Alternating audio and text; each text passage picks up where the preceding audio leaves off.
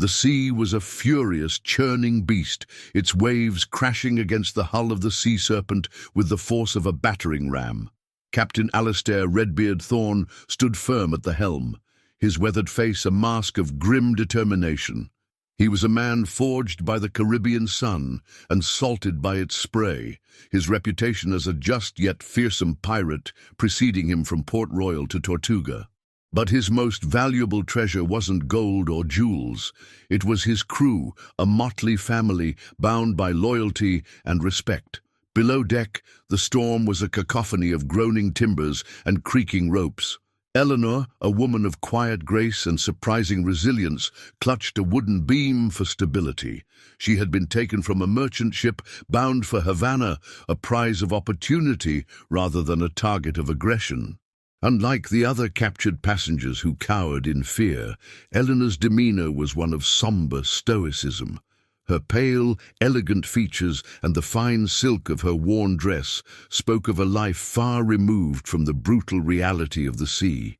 Yet, beneath her composed exterior, a deep, private sorrow festered, a wound that no amount of time could heal. The taunts began subtly, whispers among the crew that carried the weight of a heavy judgment. "Barren as a desert," one sailor sneered, his words laced with cruel mockery. Another chimed in, "What good is a woman who can't bear a son for a pirate?" The words, sharp and venomous, found their mark. Eleanor's knuckles turned white as she gripped the wood, her eyes fixed on a point in the distance, refusing to give them the satisfaction of a reaction.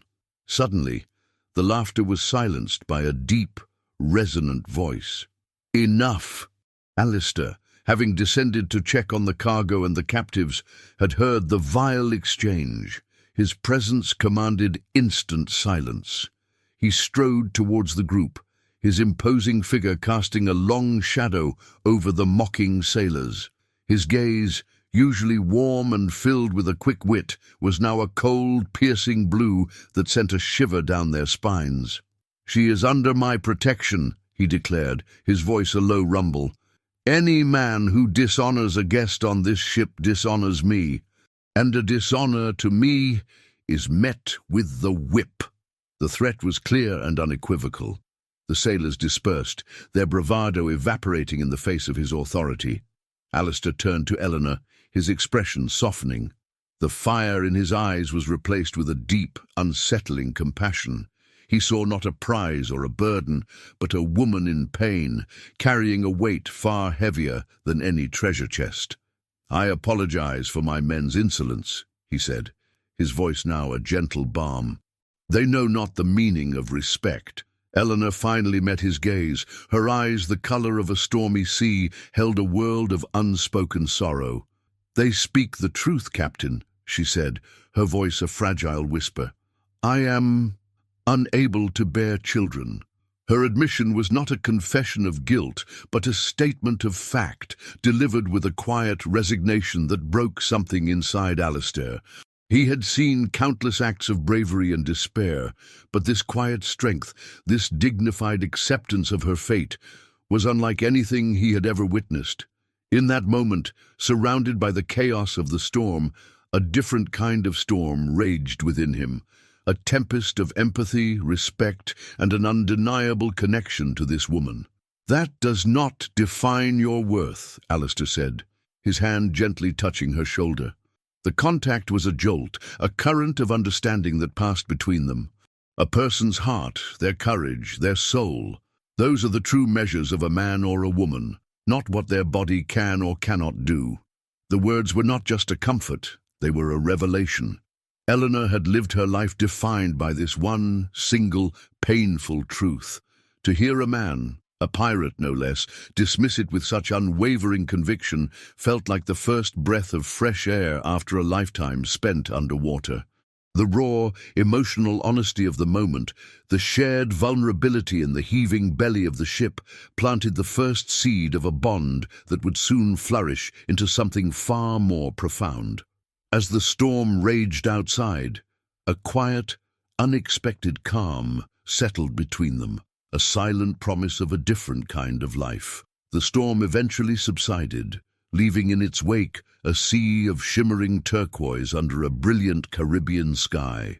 The sea serpent limped into a secluded cove on a small, uncharted island, its sails tattered, but its crew intact. Alistair, ever the pragmatist, immediately set his men to work on repairs.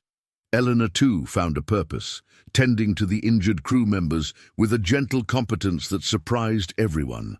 Her hands, once accustomed to fine needlework, now expertly cleaned and bandaged wounds, her presence a quiet source of solace.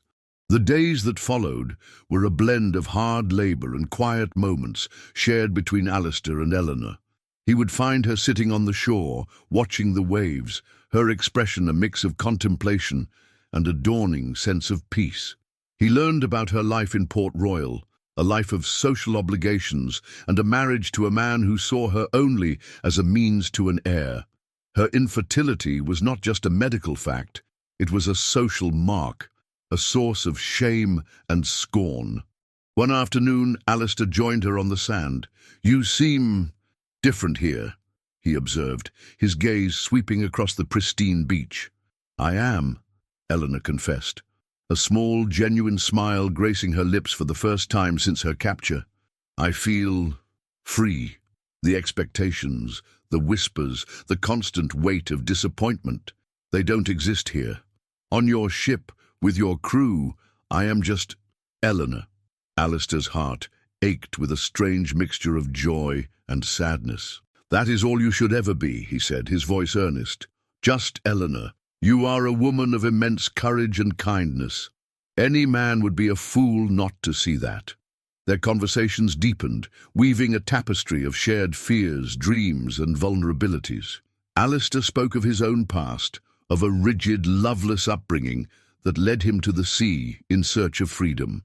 He confessed to her his desire for something more than just plunder and notoriety, a yearning for a life of purpose and peace. He saw in her not just a woman, but a partner, a true equal who understood the burdens of a life lived outside of society's rigid norms. One evening, as the sun dipped below the horizon, painting the sky in fiery hues of orange and pink, Alistair made a decision. He had found something more valuable than any treasure in the hold of his ship. He found a woman who saw him for who he was, not for his legend. He found a connection that transcended the chaos of their lives. He knelt before her on the sand, not as a captain giving an order, but as a man offering his heart. "Eleanor," he began, his voice thick with emotion, "the world tells us that love is about legacy, about a family line. But I believe it is about connection, about finding a home in another person. You are my home, Eleanor, the one I have been searching for my whole life." Tears welled in Eleanor's eyes. She had been mocked, ostracized, and diminished for what she was not. And here, in a world she had never imagined, a man was offering her everything for what she was. "You are not like the others, Alistair," she said, her voice trembling. "You see me, all of me." "Then let me protect you, Eleanor," he said, his hand reaching for hers. "Let me stand by you. Marry me, not with fanfare or with the approval of society, but here, on this shore, under this sky, with only the sea as our witness. Let us build a life defined not by what we lack, but by the love we share." Eleanor didn't hesitate. The life she had known was a cage. This life with Alistair was an ocean of possibility. She placed her hand in his, a silent promise. "Yes, Alistair, I will marry you." The following morning, the crew gathered on the beach. They had watched the bond between their captain and the quiet, dignified woman blossom. They had seen the genuine happiness on Alistair's face, a look they had never witnessed before. The same men who had mocked Eleanor now stood in respectful silence, their previous cruelty replaced by a sense of awe and curiosity. Alistair stood tall, his usual weathered clothes replaced with a clean, simple white shirt. Eleanor wore a dress fashioned from a length of fine linen found in the ship's cargo, a stark contrast to the elegant silks of her past life. The ship's carpenter, a quiet man named Silas, acted as the officiant, his hands, usually calloused from wood and rope, holding a worn book. The vows they exchanged were simple, yet profound. Alistair spoke of a life of adventure, of standing together against any storm, and of a love that would be their most precious treasure.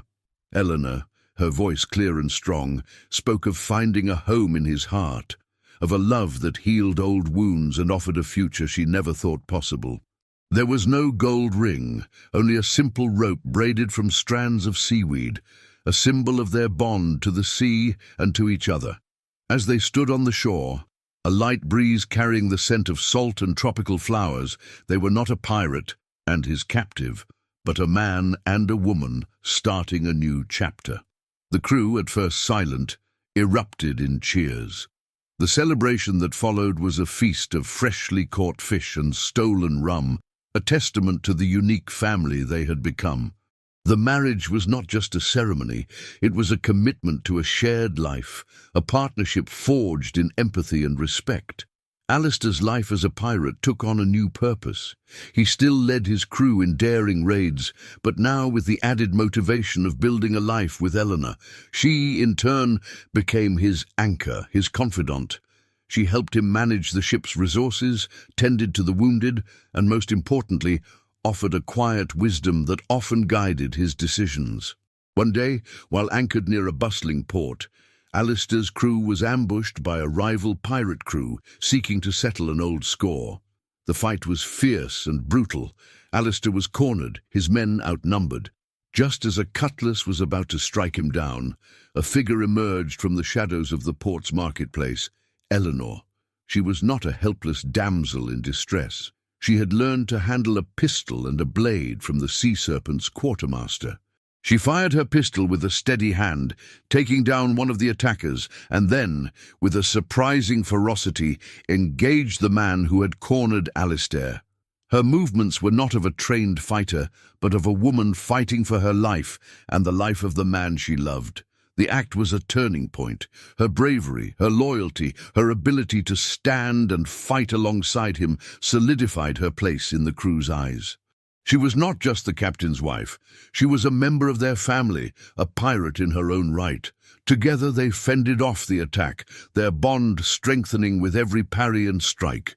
As they sailed away, the sea serpent once again a symbol of their freedom and resilience, Alistair and Eleanor stood at the bow, watching the sunset.